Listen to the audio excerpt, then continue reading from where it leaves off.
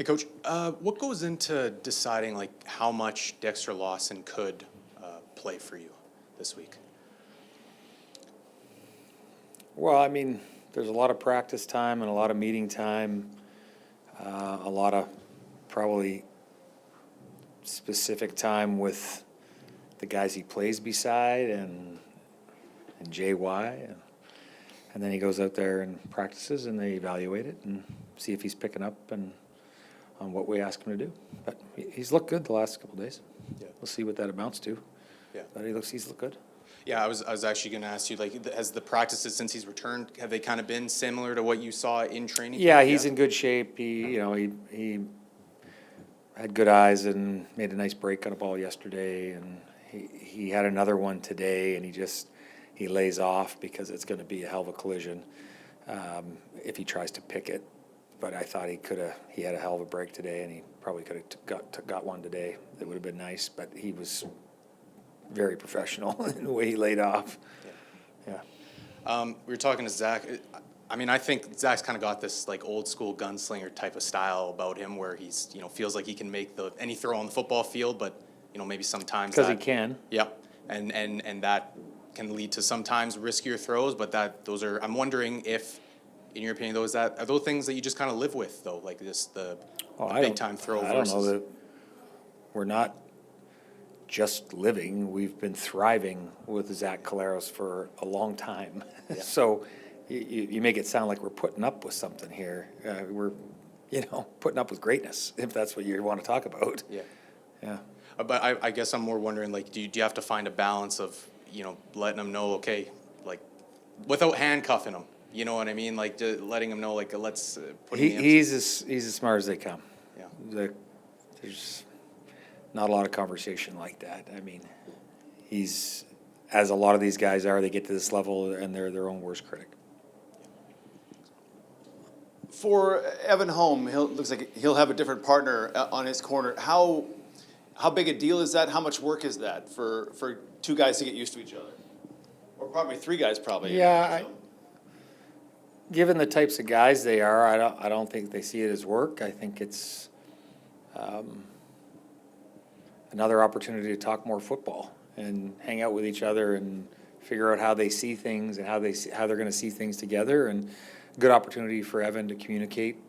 If you get into a rhythm, sometimes the idea is, you don't have to say anything and you're always on the same page, but it's always probably nice to get back to, actually talking through the game. It's learn best by teaching. If you gotta talk through something and teach someone the way you see it, you better know it, right? Yeah.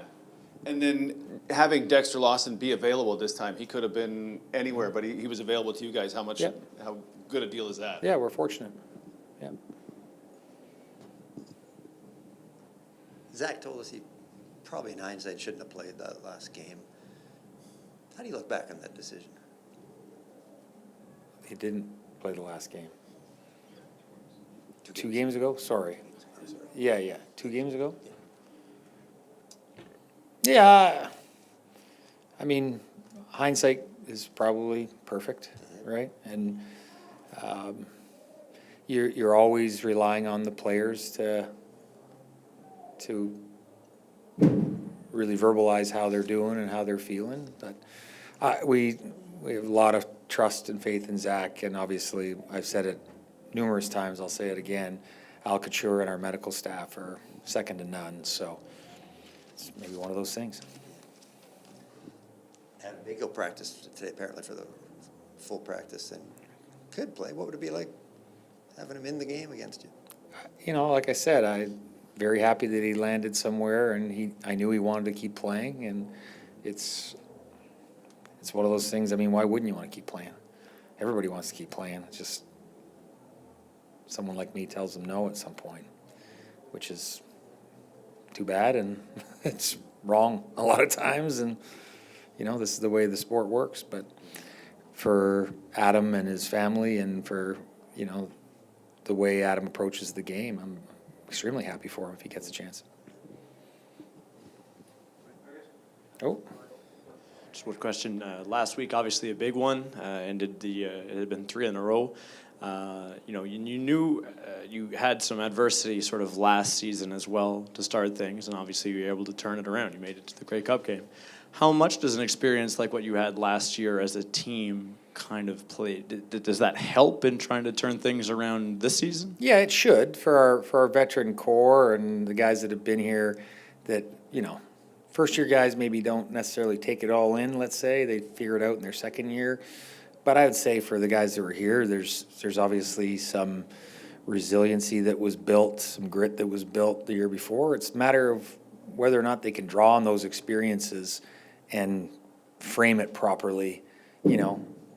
Every season's going to have its ups and downs. Are you able to draw upon all those experiences and just put it in its proper place and react accordingly, or do you miss the boat on that opportunity? Could you say there's like sort of a similar feel in terms of how the team has reacted to adversity versus last year? I think every team's different. We're still learning, and we got a bunch of different people. So, we have to figure out where they're at. But, I think a practice like yesterday is a good opportunity to build through that, right? And I think as long as we keep on capitalizing on these opportunities, you certainly don't want to waste a bad game. You certainly have to learn from it. And I think our guys are. Yep, thank you.